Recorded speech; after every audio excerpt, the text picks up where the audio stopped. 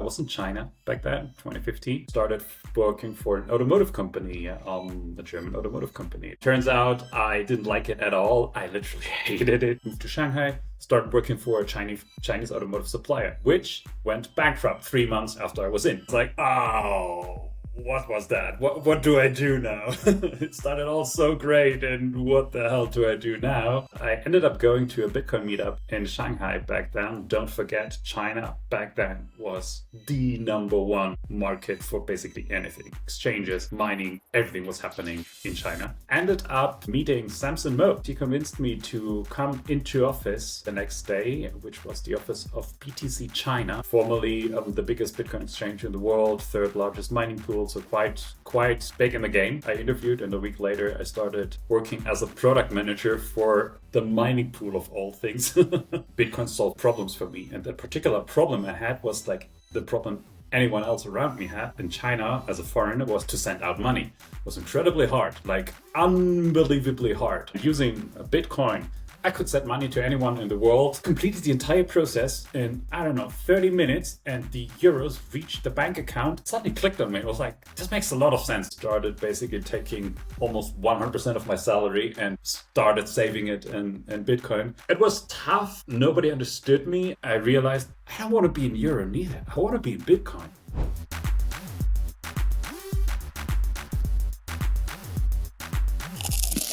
Welcome to Satchats, the Bitcoin podcast where we chat about sats. This kind of feels a little bit like NPR. I was just going to say your voice is very low and slow.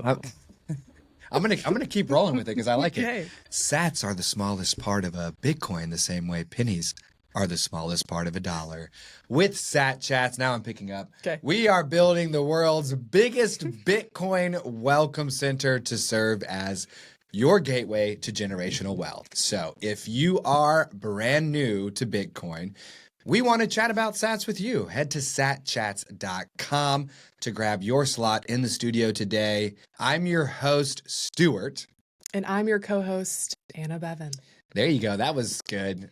We would host a good show together. We would do We're great. hosting one right now. What am I talking about? Number 131, Kilian, CEO of Boltz, is in our virtual studio here today, coming to us all the way from Madrid. Okay. His message to all of you satillionaires listening in the audience who are still pre-coiners on the fence, you're not ready, you don't know your first sats, is that you can, in the words of Jack Mallers, and often repeated by American Hodl, I would say, you can just do things, okay? So you can download a wallet. You can throw $50 worth of your money into Bitcoin, see how it works, get started. Don't let your thoughts or today's structures get in the way of you just getting out there and trying some things. Kilian, why don't you introduce yourselves to our satillionaires just to get things started for us? Sure. Yeah. Thanks for having me, guys. It's awesome to be here. So I'm Kilian. I in Bitcoin since a while already. So I got into Bitcoin in 2015. And I can probably tell a little bit of my story, how I got into Bitcoin, because I got into Bitcoin by starting to work in Bitcoin without naturally knowing anything about it. So that was the funny thing, and probably quite different from most other people, how you start off your Bitcoin journey. And yeah, my message, the message that I want to convey today, borrowed by Jack Mallers, is that you can just do things, because that is the something that I had the feeling was hindering a lot of normies in my community, in my friend circle, to tap into Bitcoin and to just try things out, just press that download button, just sign up, just put your email, or just figure out what these 12 words are for. Just freaking try. I always have the feeling people are hesitating and are rather asking 20 questions or watching 20 YouTube videos trying to figure out things, instead of just trying it live on a screen. So in the end, the people that finally tried, and the people that finally got their hands dirty and bought a couple couple of sats. I would say the ratio is the highest that are still Bitcoiners today. So I think it's a natural development that a lot of them, a lot of people that you orange pilled in your life, you lose them on the way. Some of them, they just disappear or lose their couple of sats that they bought in the beginning. Or I was even giving out these coins that have the private key printed on the back, like physical Bitcoin. Most people just have this coin and never bought another set again. So it was not really, it was not really working. So then later on I switched gears and say like, okay, just try it. And sometimes even force people right in front of me, say, download the wallet now, do it. And then we got into the buying process, and naturally questions came up, and the engagement rate was just much higher.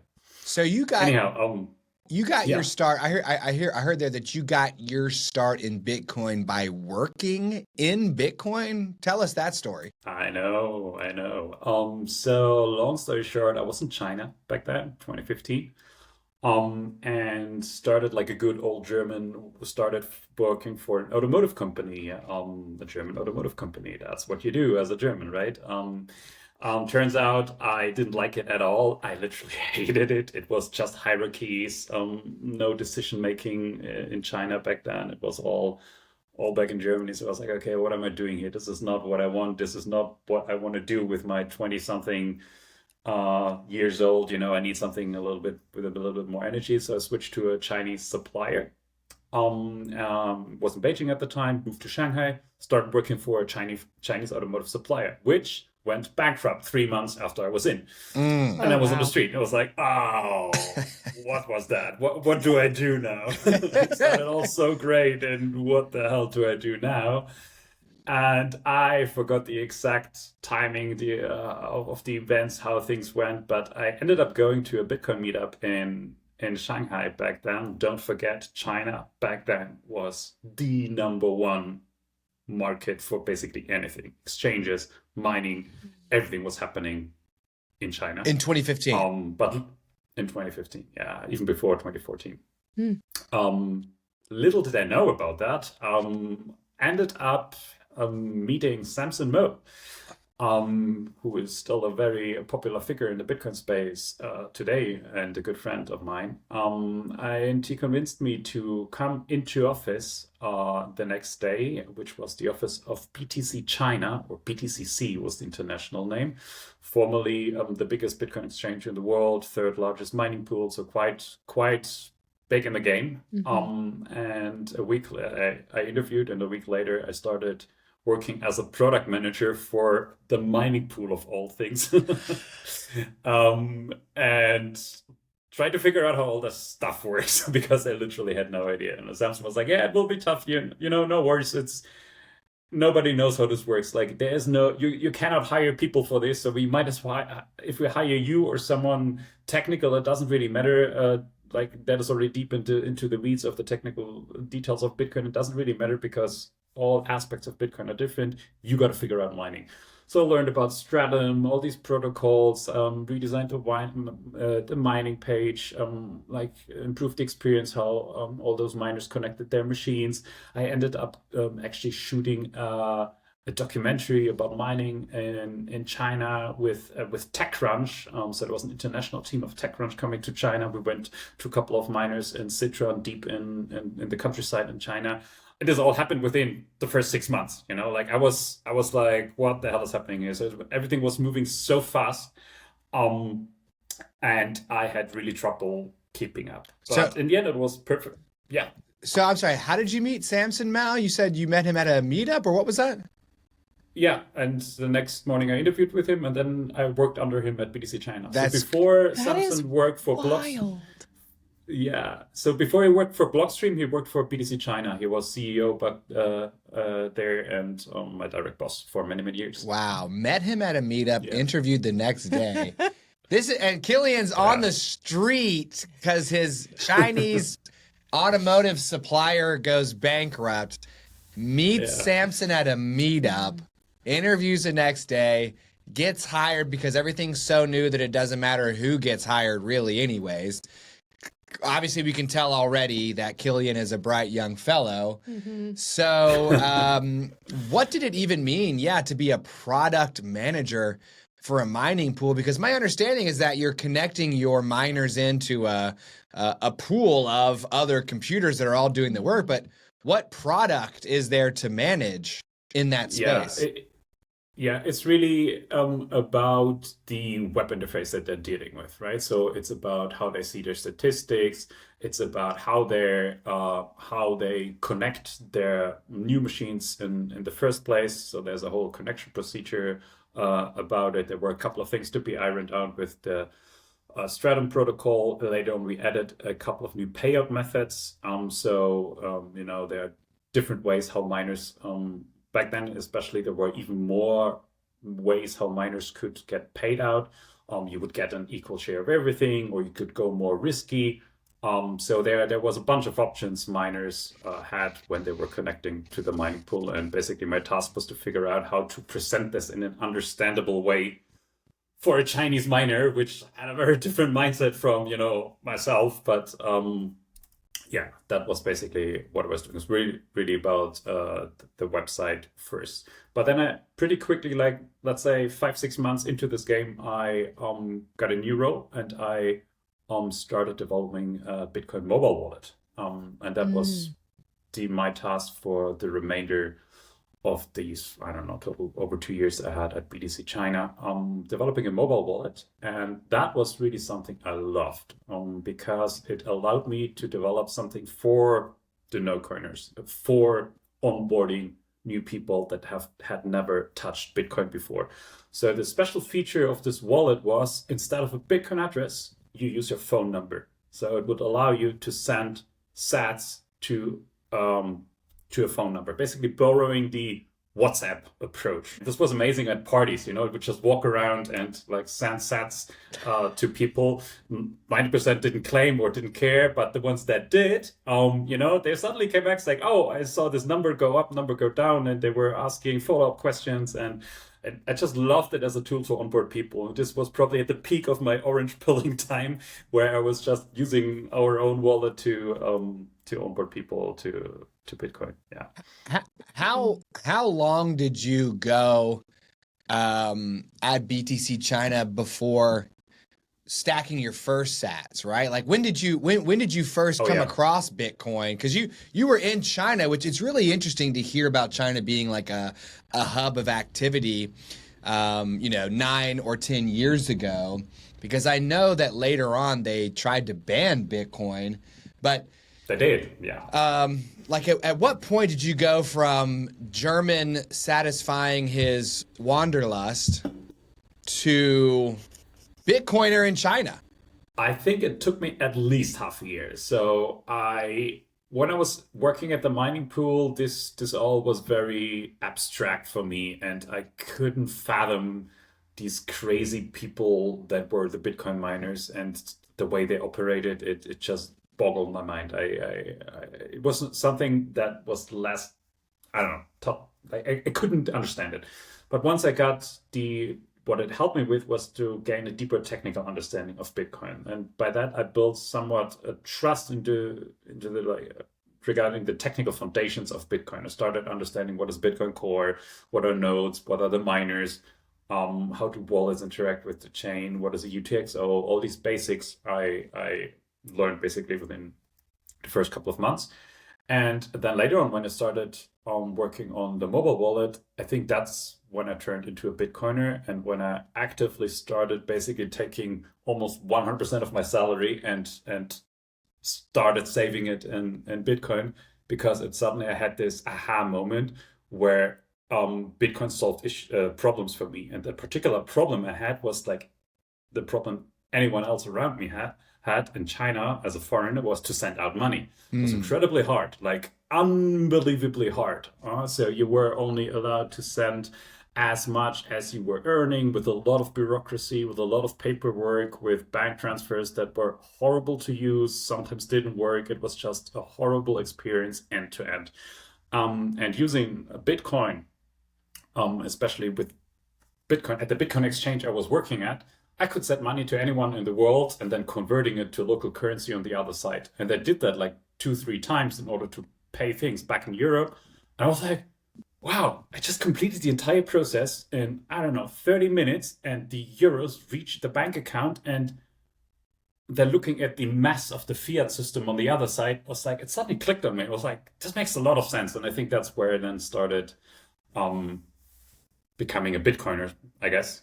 Yeah. Started stacking sats and orange billing people and really being an annoying person to be around. Well, I want to jump in. Yeah. This is really fascinating because I feel like I got into Bitcoin by going to work in Bitcoin. Oh. And so hearing you talk about this is so interesting because I feel like though I'm not in China doing anything that you were doing, some of the experiences or the feelings are mirrored. I didn't own any Bitcoin for several months before I came on the show as guest number 40. And what clicked for me was that it was solving problems. And so all of the other stuff about mining and nodes and like the technical stuff of how blockchain is like a giant spreadsheet in the sky, like I didn't really care too much about that. What I cared more about is like, how does this make my life easier? Mm-hmm. And I think that is like the wallet transition clicking for you makes sense, because when we started using Bitcoin Well to buy more sats, that made a lot of sense to me. So it's like, I have a wallet and then I want to get more. How do I get more? Like, what does that look like? So I relate very much to what you're saying. And I think a lot of people in our audience are going to relate to that too. Yeah, it's interesting to hear that the two of you have this Bitcoin on the job shared experience. Yeah. Because I didn't even put that connection together, and I love that for the two of you. As my kids say, I love that for you. I love that I'm for like, you. Are you being mean? Or do you genuinely love that for me? Or is that sarcastic? It actually is situational. Yeah. It can be both. But what's interesting for me when I listen to your story, Kilian, is the fact that Bitcoin neatly sidestepped the entirety of the traditional financial system, and enabling, empowering, allowing you to send value globally with no friction. I mean, none. And it when I was conducting my initial studies last year, right? Yeah. I was I saw that kind of global sending of money, or remittances as they're often called, as a huge use case for Bitcoin, because here in America we have many who want to send money back to Mexico or Central America or South America, sometimes Africa or even Asia. And you have all of these middlemen, you have all these entities that stand in the middle of your transaction all along the way. And they take their piece and they kind of wear down on the value that you're attempting to send, so that if you earn $1 here in America, you might only be able to get 70 cents back to someone where you, send it to, right? So what's really interesting to me about Bitcoin is, hey, 200 plus countries have manufactured their own money, and they've put little borders around the money. They've put little banks into place. They've put rules. They're trying to say what you can and can't do, and it's a huge headache to operate inside that system. But you're able to just literally step outside of that system entirely, send the value, keep it intact, no middlemen, nothing, and then that individual can take their Bitcoin either into self-custody and hang on to it, or they can exchange it back out for their local currency. I mean, what happens, Kilian, if 8 billion plus people are able to share value with one another freely without having to depend on any government operator for that transfer of value. What happens then? The world will explode. At least that's probably how our overlords see it, that everything will go down the drain. But I see a very beautiful world being possible only through that. And I think the point is, like, we can already imagine how this world is going to look like. Others can't, right? So that the basic thing of being able to imagine what a borderless, frictionless, permissionless money system, worldwide money system can create, it's simply not there yet. And unfortunately, that's still true today. And it was especially true back then. If you have to deal, if your daily business or let's say your monthly business, let it be someone that originally came from Mexico, living in the United States, sending money back, or from someone like me being in China, trying to send money back to Europe. Same thing. You are going through, the first hoop is already the bureaucracy. You're being what you have to put up with is crazy, right? So you have to stand in a line in a bank. You have to fill out paper. You lose almost half a day in order to just get this bureaucracy out of the way. And that's only triggering the action of starting the transfer. And then you're sitting there and waiting for SWIFT to do its thing, or for BOC, Bank of China, to reject your transfer after 5 days or whatever bullshit reason. So that's something that is really hindering us to be able to imagine such a world. So I think we have to talk more about, like, the beautiful things that this enables, because I think most people, and especially people new to Bitcoin, are not able to measure it yet. Yeah, because losing half a day to kick off a 5 to 7 day process that includes fees and taxes, effectively, when you compare... I improved my method later on. So just to throw in something concrete, I did it the official way first. And then I found a bank, a Chinese, like, let's call it a fintech bank, that had cards where you could withdraw a certain amount of money for free, basically for the interbank exchange rate per month. So I shipped these cards to Europe. Then I had friends that were walking up to ATMs in order to withdraw the maximum allowed quantity from the ATMs, and then bank it into some European bank account under my name as well. And this was so successful that other people actually used me for that. So it was like a mule for people to easier get money out of China back then. Then I shared this idea with others. So this was a pre-Bitcoin, pre-BTC China. So I already had the history of, like, having this very concrete problem. Mm-hmm. And I think the reason, my motivation why I started with that in the first place, I mean, I could just keep the yuan, right? Keep the renminbi if I wanted to.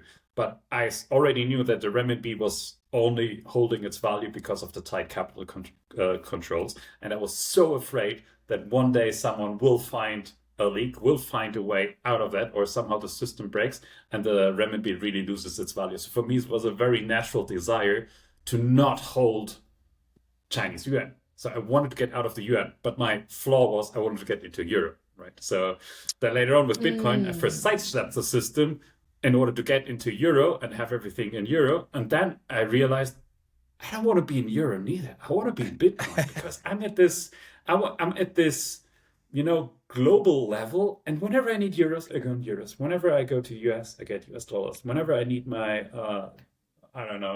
Korean won, I get them out of the ATM, So I really started putting Bitcoin up there as this little personal reserve for me already. Right. So that was really I think this was the real click for me. And that only happened after some time. That's really interesting to hear that initially Bitcoin was a way to get out of the Chinese currency and into the European one. Mm-hmm. And then you took a step back and said, whoa. How about I just get out of the Chinese currency and into Bitcoin? And then if I need currency anywhere for any reason, in the length of 1 10-minute block, I can have that effectively on hand. So I could take up to a week to maybe get rejected, or I could take 10 minutes and it's in there, period. Yeah. It absolutely, Bitcoin destroys any other option when it comes to global transfer of value. And when I think about 8 billion plus people removing all the roadblocks, all the dams, all the obstacles, all the inefficiency, and just freely sharing value with one another, I feel like that unlocks the future and just a completely new step in humanity's progress. Well, it lets you focus on like actually creating value, not trying to like transfer your value. Like if you're like actually creating value as a person in society, you're spending your energy and your time, and you get back your time if this system works better. Mm-hmm. And you are like solving a problem for somebody else instead of having to argue and fight with a way to move around the money that you have. Mm-hmm. Yeah, it's like already protected the moment you earn it. Exactly. Right? Exactly. Now, this is something I've been trying to figure out for a while, Kilian. And since you have direct experience in China, maybe you can help me understand this more. Doesn't China have one form of currency for use inside China and one form of currency for use when trading with other countries? Yeah. So there is the regular Chinese renminbi that is only being used within China, and then I think the abbreviation is CNY or CNHR. Anyhow, there's an international version of the renminbi that is being used for international trade between larger entities, larger companies, or between directly between the Chinese state and, I don't know, some oil producer. So that is the case, but you as a normal person do not get access to this. So do not. So you just have the money that works inside China. Yes. And you were telling me that you could see that the only reason why your renminbi had any value in China is because China was using its centralized power to enforce the value of it, pretty much, right? Yeah. So your original idea was, okay, I got to get out of this money that I'm earning because it's so fragile, since this central power can change its mind or change the rules anytime it wants. Yeah. Like loosening the capital controls. Like this was a horror scenario for me. Technically good news, right? So that means Chinese people can use their money more freely, and technically are allowed to actually officially export it and use it somewhere else, and use it on for bank transfers into the States and so on. But for me, it was a horror scenario because I was scared that the value of the renminbi will dramatically drop if they do that. So it kind of was logical that they will never do that, and they never did. But I was still very afraid about it. Well, I also heard that you have basically started taking the entirety of your paycheck working for BTC China and exchanging it immediately for Bitcoin, right? So what year was that you, I mean, that kind of sounds like you adopted a Bitcoin standard, right? I guess. I mean, yeah, I never thought about it that way, but that was in 2016. And have you simply continued along in that fashion ever since? Pretty much, yeah. Wow. So tell me and our satillionaires exactly what happens to you when you adopt a Bitcoin standard and persist in that choice for 9 years. Does your life get worse? Does your life stay the same? Does your life get better? Your life doesn't get boring. That's what I can say. Your life is a lot about ups and downs, and by now things are looking very different, looking differently, but you have to get used to the volatility in the first place, and you have to defend what you're doing to yourself, to your spouse, to whoever is around you, that what you're doing there is the right thing, because it's like nowadays we started, it's different, but back then it was one of the most risky things you could even think of. So I spent a lot of time convincing myself that I will see this through for the time I'm working at this company.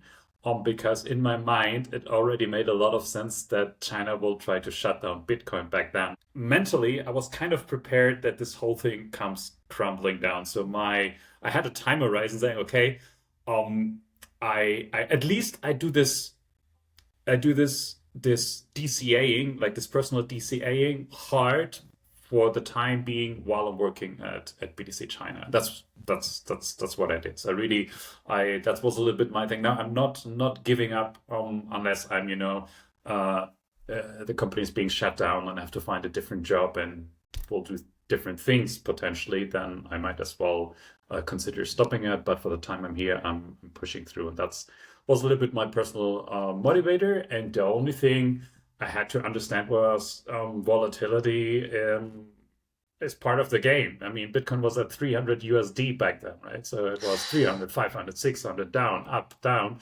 You saw your paycheck halving in one afternoon, and you're like, and you go through these emotions. Wow. Yeah. It was tough. Nobody understood me. I didn't really, outside of the company, like inside the company, I had friends and colleagues I could talk to, but in my friend circle, no one would understand me, what I'm going through. Why are you having a bad day? And it was like, you wouldn't understand. Like it was difficult. But yeah, I'm very glad I saw through. Were there ever any days where you woke up and said, "Oh, I'm rich," and then the following day you woke up and said, "Oh, I'm not rich anymore"? Definitely, yes. I was young back then, right? So a couple of $1,000. Yeah, well, look at that. I'm rich now, and then you lost it all again just a week later. It happened a couple of times. But the good thing is I was in the middle of the happening, right? So Samson was there, Bobby Lee was the CEO, and they were both very strong and vocal figures that prevented me from committing a lot of mistakes. That's something that the company culture that was nurtured by both of them definitely helped me to focus on Bitcoin and see it as the only real thing. They were in the game already much longer. I think Bobby started in 2012. Or even 2011 even. So he already has been through that, and it's like, yeah, calm down, it's fine, it's normal. So I had this person to look up to and talk to that already went through this and even more violent volatility phases before me, and he could tell me that this is okay and I'll be fine, and convince me that also, just strengthen my belief in Bitcoin and convince me that this is the money of the future, and this is how we will transfer value in the future. So I was really in the cycle there where I said, okay, it was on repeat basically. So I was very fortunate to have that. Do you think someone who adopts a Bitcoin standard these days is going to have less less of those days that you talked about where you're having a bad day because your paycheck got chopped in half on paper at least, and your friends just don't understand why? Are they just gonna, is it less volatile these days, and it's just kind of starting to even out as a thing? It's less volatile these days, and that's a good thing. I don't think everyone on this planet, not all 8 billion people, would want to go through what I, and especially people before me, went through. It's mentally not very healthy, probably. So having a somewhat stable-ish Bitcoin price range right now is in general a good thing, and it will help most people. And for most people, 20% drop is still massive, and it's still an event that might impact them massively. So I just think it will reinforce Bitcoin's value proposition as store of value. So that's the one thing next to medium of exchange, this value proposition as store of value. It will just make it much easier for people to accept this. If you have these 80% drops every year, you lose half of the crowd and they will be pointing, and it's like, this is insane. I just lost 80% of my money. I'm never touching this thing again. Thank you for your advice, for, putting me to the brink of personal bankruptcy. I don't think we would have any benefit of having that right now. Yeah, sure, some people might make it through and come out stronger, and we have these diamond hands, and yeah, but on the other hand, I think we will lose just way more people, and way more people would stop stacking Bitcoin, and that's surely not what we want. So how did you get from that mobile wallet to Boltz? Yeah, I think what I smelled a little bit was the political environment in China. So I changed companies in late 2017 to another Chinese, like a little bit like a fund VC company, but they started trying to do their own tech projects.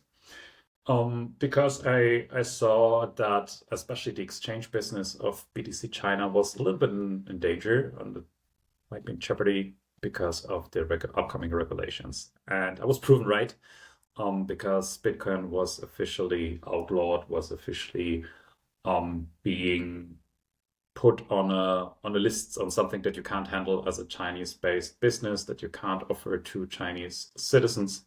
So the international side was still working for some time, but the Chinese side, which was the lion's share of the business, was being put to a halt in late 17. I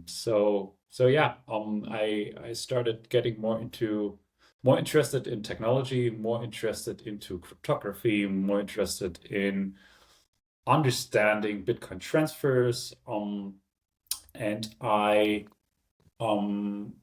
started to head a project that had the idea, or that the idea was to connect exchanges back based with a different technology that is not Bitcoin, because Bitcoin was too slow, too expensive, in order to send value from one exchange to another. So the idea was to find something that can transport Bitcoin, but is not as slow and as expensive, so that you could ideally send things over in a matter of seconds. And that's actually where I stumbled upon Lightning. So Lightning was something that just came up, the paper has been out since 2015, but the first implementations on GitHub were getting to a stable-ish version, and people started talking about it. There were communities and say, hey, this Lightning thing is pretty cool. It uses Bitcoin, it anchors into Bitcoin, but then it puts them on another layer so that they can move quickly and freely and are not limited by the block times. And I was like, oh, this sounds just like what I'm looking for, And so I, was in this research mode for probably a year or so, trying to figure out what to do with this. And the result was a project called OpenDex. That was a very, very, very ambitious attempt to build a decentralized exchange on top of the Lightning Network. And it failed eventually. But then slowly, Boltz already was born, because it was this add-on. It was this helper service that you would connect to your OpenDex technology stack that would help you to manage your Lightning channels. And Boltz was there, and it was organically growing, like nothing crazy, but there was volume there, and it was just, humming along for quite some time, until then I had a little bit of personal reasons why I had to step back for 1.5 years. But then finally in late 2022, we got together, two of my former colleagues, co-workers in the OpenDex project, and said, guys, why don't we do something with Boltz? Look at it. We look at the numbers. We ran the numbers, saw there's still things happening, and decided it deserves more attention. And that's what we did. And in 2023, or early 2023, we all did jump in full time and gave it a serious shot. Sounds like Boltz gives Bitcoiners, we already talked about how you sending money globally in 10 minutes was ridiculously superior to the traditional financial network.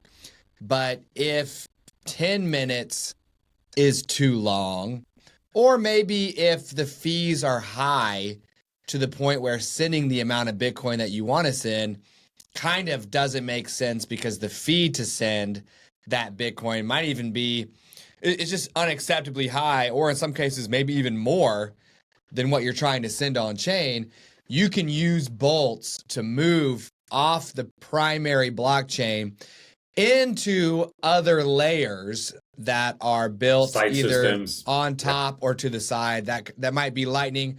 It actually sounds like it's more like Liquid, because we use Aqua Wallet to do a lot of our sending. Yeah. And our Lightning is actually Liquid until the moment it needs to be Lightning, right? Does Boltz have a wallet like that as well?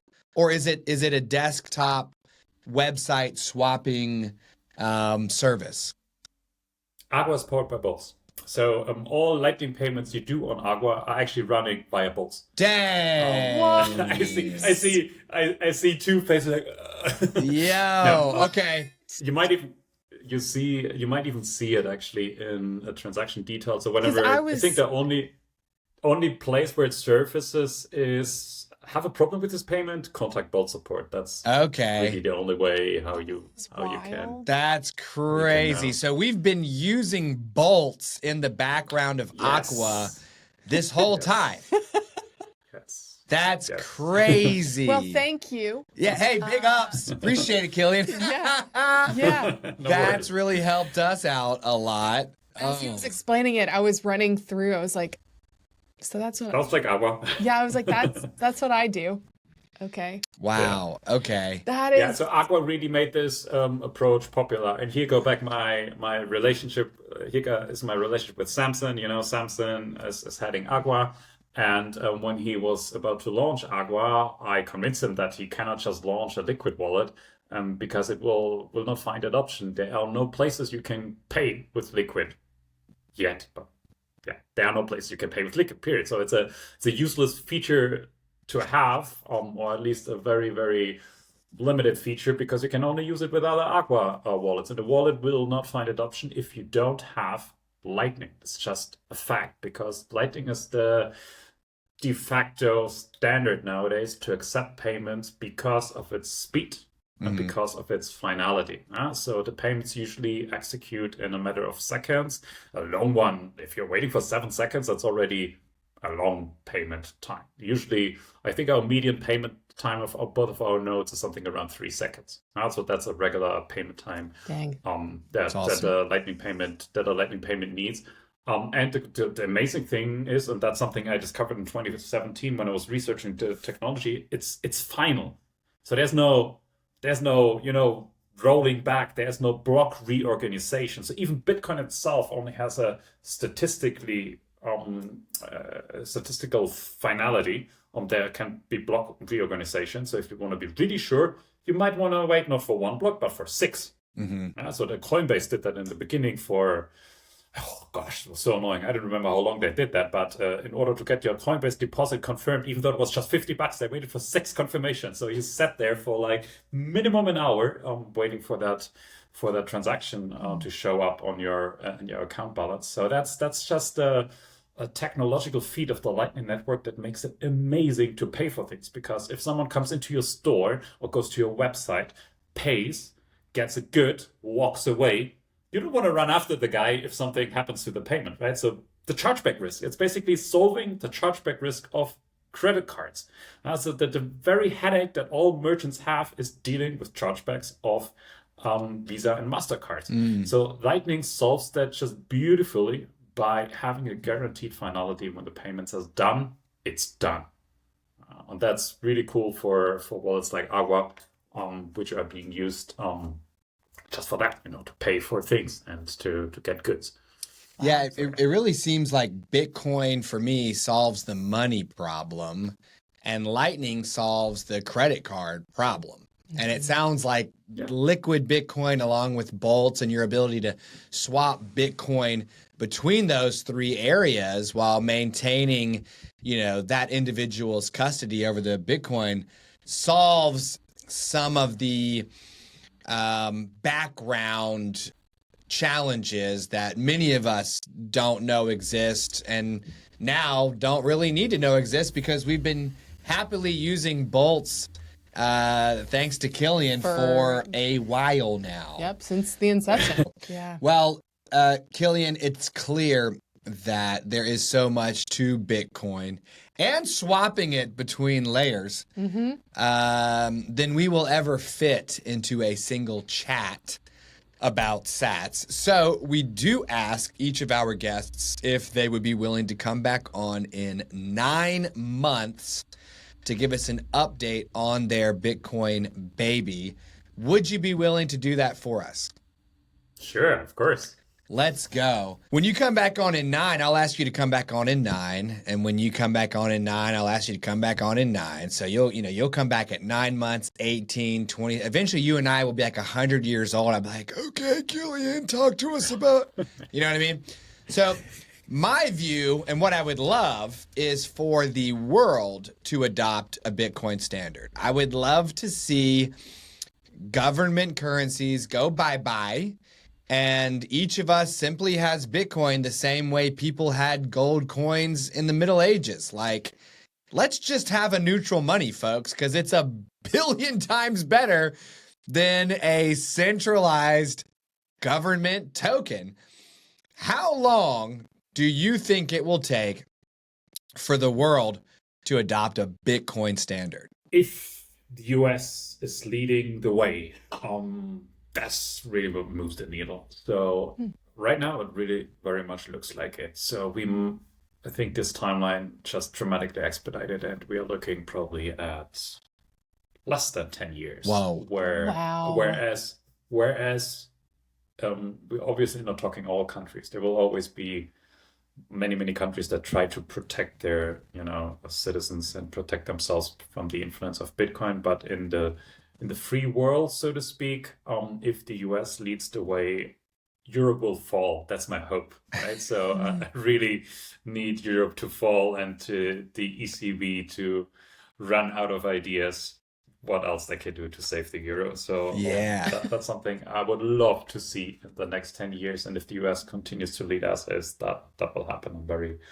I'm very, very positive. What I also see is in the even nearer future is that we will have very, very small countries or even special economic zones completely running on a Bitcoin standard. So that you as a Bitcoiner can already choose to live on a Bitcoin standard, but you probably have to move out of your comfy, Western first world country in order to get it. Concretely, I'm thinking especially Caribbean. So El Salvador tried already, but I'm not sure if it's continuing in any way, to be honest. But we have Prospera in Honduras, which is a special economic zone that allows you already to run companies and pay taxes, everything in Bitcoin. I can see Argentina experimenting with it. I can see a lot of British overseas territories. There are a lot of them scattered all over the world. They're all tiny and they all have to find this, unique selling point of running businesses there. I can see them actually not only tinkering with it, but saying, hey, Bitcoin standard, that's it. You can pay your taxes. We even make it legal tender because you know what? We have 40,000 inhabitants. We managed to convince them, it's not a big thing to make this even legal tender in the physical world too. So that's something I really see in the next 2, 3, 4 years even happening. Let's go. Wow. All right, let's turn it over then to Ithaca Hummus. Our founding sponsor is Ithaca Hummus. We are tasting the classic hummus. My favorite. Every time I have it, I love it. And so one of our founders, Chris, is the CEO and founder of Ithaca Hummus. So I'll be your taste buds over here in America today, Kilian. Cheers. Cheers. Big jealous. Yum. You might be jealous, but Spain has amazing food. So it does. Come on, dude. Yeah.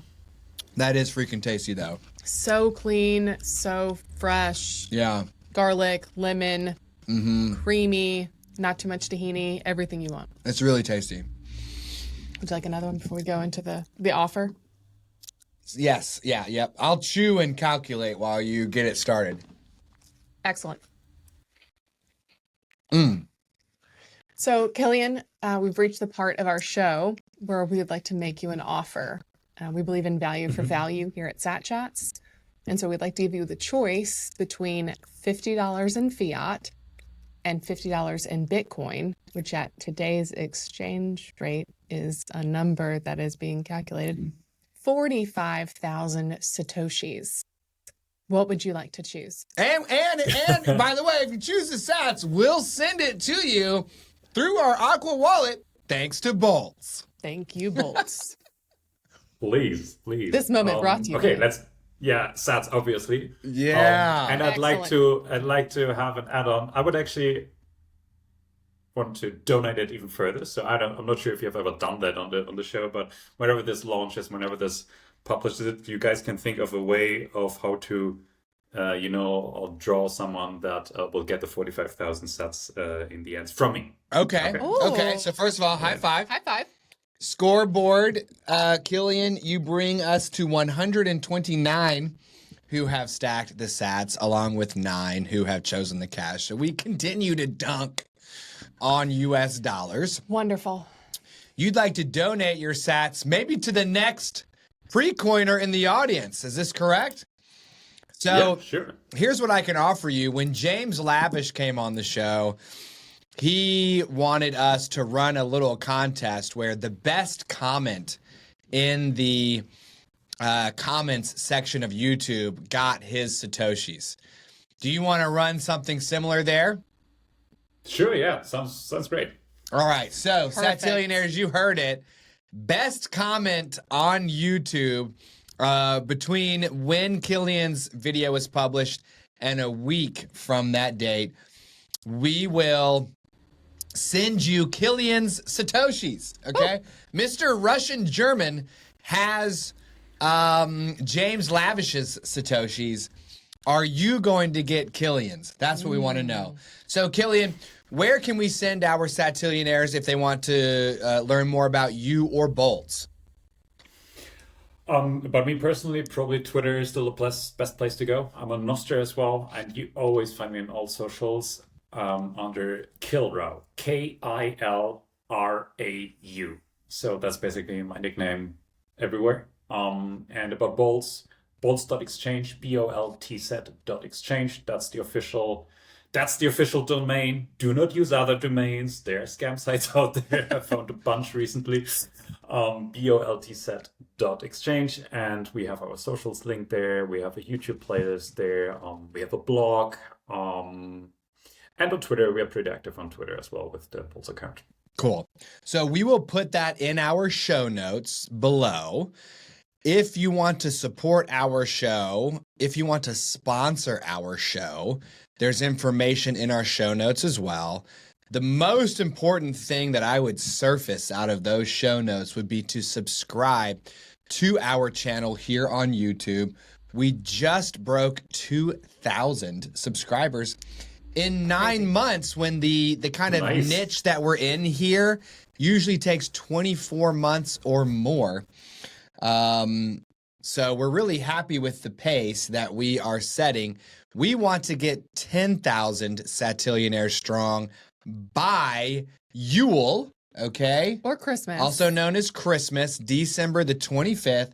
So subscribe here if you enjoyed Kilian's episode. When we reach that number, to say thanks for helping us get there, we will choose one from among you and drop 2 million sats on your head. So, Kilian's eyes widened because he knows how much that is actually worth today and in the future. If you don't know how much that's worth, you definitely should subscribe so that we can help you understand. And hit the bell icon while you're there as well so we can notify you of when we publish new episodes, which is every single weekday at 11 a.m.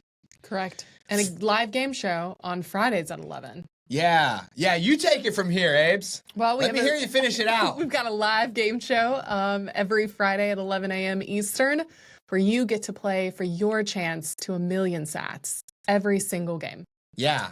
And not to jump back in, even though I just told you to take it away, Candy from Guatemala has the new high score, 453,000 sats, which is over a month's worth of Guatemalan quetzales, which she will use to pay for the surgery that her sick dog needs. Yeah. If you have a sick dog in Guatemala, Bitcoin fixes this. Okay? I'll send it back to you, Abes. Well, I think that brings us to the very end of our show. So here at Satchats, our views are our own. Do not construe our information as financial advice, and our guest views are their own. All right. What else more do I need to say? Maybe thanks. See you tomorrow. Thanks so much. See you tomorrow. Yeah. All right. Thanks, Kilian. Thanks, guys. Bye-bye. Thank you.